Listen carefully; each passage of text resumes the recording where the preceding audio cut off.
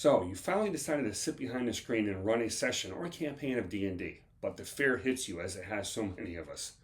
I can't do voices or create maps or build a world like Matt Mercer. How can I be any good at being a DM? Well, are you sitting down? I have some bad news. You aren't Matt Mercer, and today we'll talk about why whether or not you are Matt Mercer is irrelevant. Unless you actually are Matt Mercer, and if that's the case, hi Matt!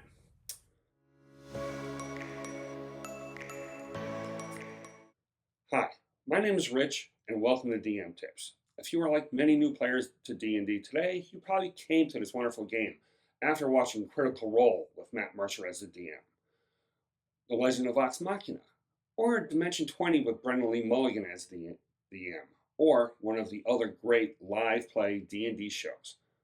And because of that, you have a high standard in your head of what a DM should be like. Well, throw all that out the window.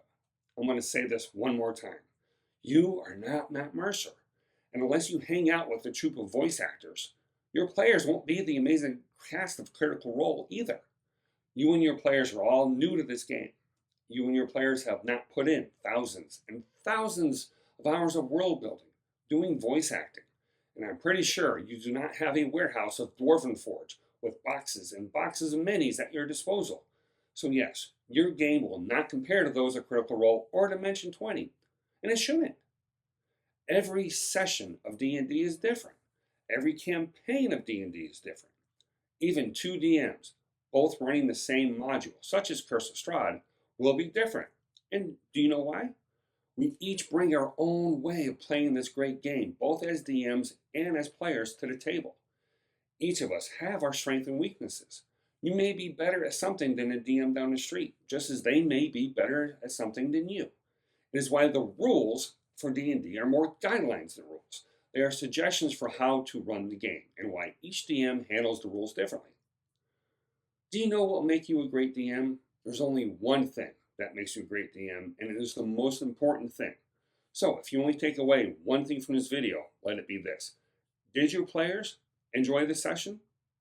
That's all. If at the end of the session, as everyone is putting away their dice and throwing away their trash, is everyone laughing about a funny event or talking about a key or clutch moment that happened over the last couple of hours? Are your players thanking you and telling you they had a wonderful time and they can't wait to play again in 2 weeks? If you can answer yes to those questions, you are a great DM. You don't need to do a different voice for each NPC the party comes across. You don't need to do sound effects or have amazing 3D terrain maps and hand-painted minis. Don't get me wrong, they all add to the experience, but they are the cherry on top of the sundae. They are not the ice cream that makes up the sundae. All that matters is that your players want to keep playing for you. Matt Mercer is an amazing DM, but he also has a lot more time than you or I do prepping for the next session. However, if you go and look, you'll find footage of Matt running a home game before the days of Critical Role, or even during the early days of the Vox Machina campaign, that you won't see perfectly painted minis or Dwarven Forge terrain.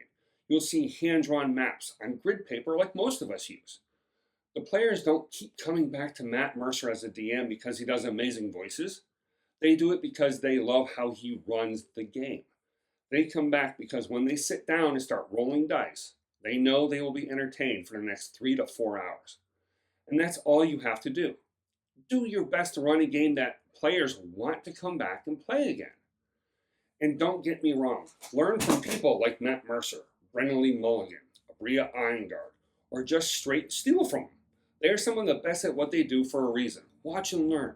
If you like how Matt does something, or you like how Brendan does something, figure out if it is something you can do, and most importantly, will it help your players enjoy the session? You have to find your style of being a DM. How much prep for each session you need is going to be different than what I need.